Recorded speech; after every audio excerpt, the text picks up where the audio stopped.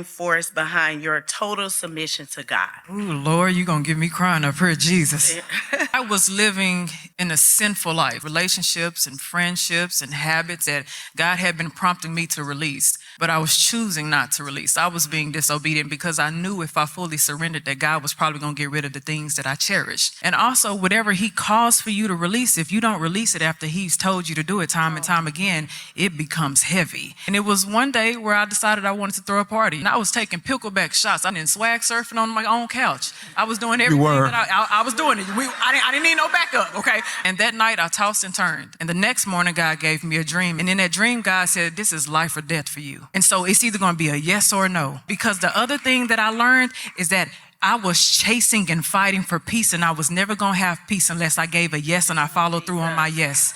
And when I gave that yes, although there was turmoil that took place because hell was agitated when I gave that yes, baby, hell was pissed off. But I always say I had heaven and its angels to back me up, and they came fighting for me, okay? And then I saw the oil.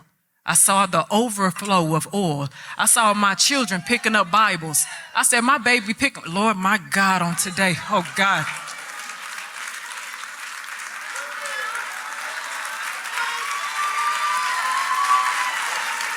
I saw my 10-year-old pick up a Bible and a highlighter, and she just read, and she said, Mom, I want to know who Jesus Christ is a little bit more.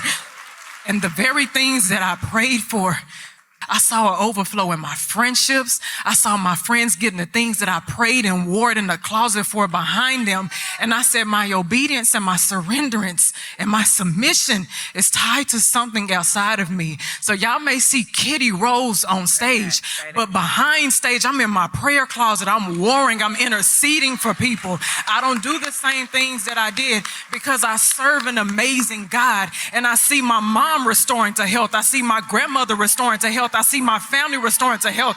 I see my husband in his prayer. And so that's what tied me to my surrenders, because I finally have peace. I finally have peace, and I went through hell this year. And I finally have peace. That's what made me submit, because I can't get peace from nobody in this planet, and I try to. I can't get peace from no alcohol. I can't get peace from no drugs. I can't get peace from no people, but I got peace from God. And guess what? In that peace, another thing that made me submit is I saw the thousands and the millions of people that God called me to serve.